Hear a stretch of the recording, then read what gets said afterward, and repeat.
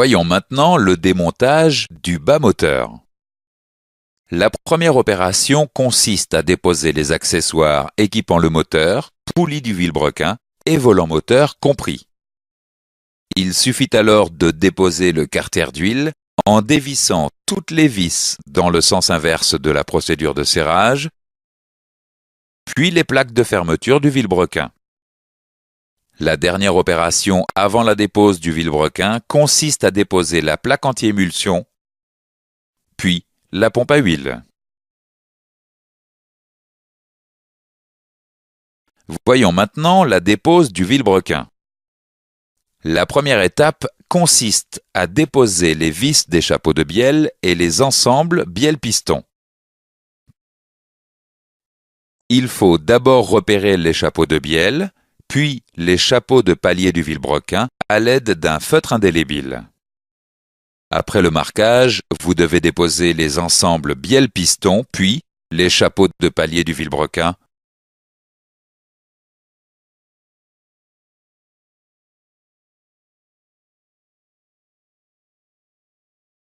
Et enfin, le vilebrequin. Une fois le vilebrequin déposé, il faut repérer chaque coussinet du vilebrequin car la classe peut varier selon les paliers. Voyons maintenant les contrôles à effectuer sur les éléments du bas moteur. Les contrôles à effectuer sont les suivants. Les signes de corrosion, grippage sur l'ensemble des pièces démontées. Les fissures sur le vilebrequin. Les rainures sur les parties tournantes du vilebrequin. Les rainures ou traces de surchauffe sur les paliers et coussinets. Les marques de surchauffe ou de rayures sur les pistons. Et les déformations des bielles.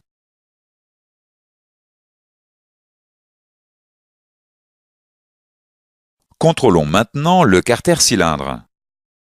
Le carter cylindre doit systématiquement être nettoyé avant toute opération.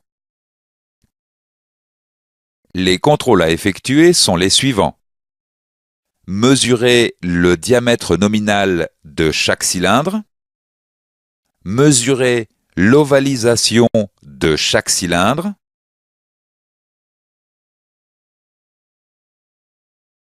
Mesurer la conicité de chaque cylindre.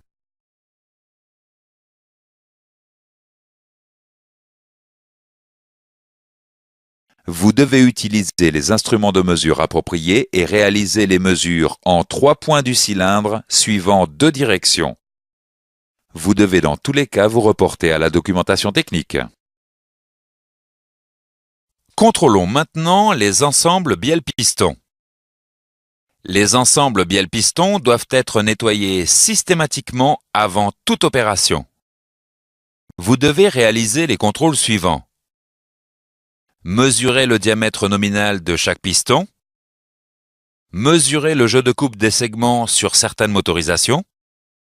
Mesurer les jeux entre les segments et les gorges du piston.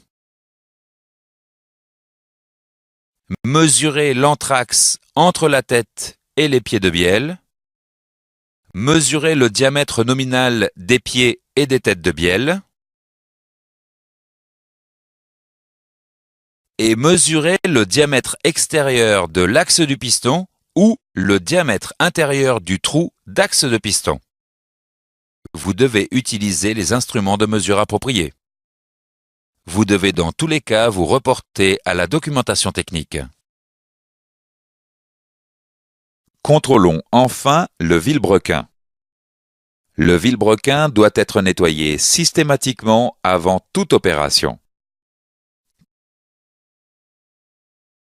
Vous devez réaliser les contrôles suivants.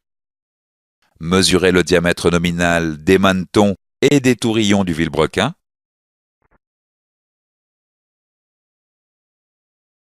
Vérifier le voile des tourillons du vilebrequin.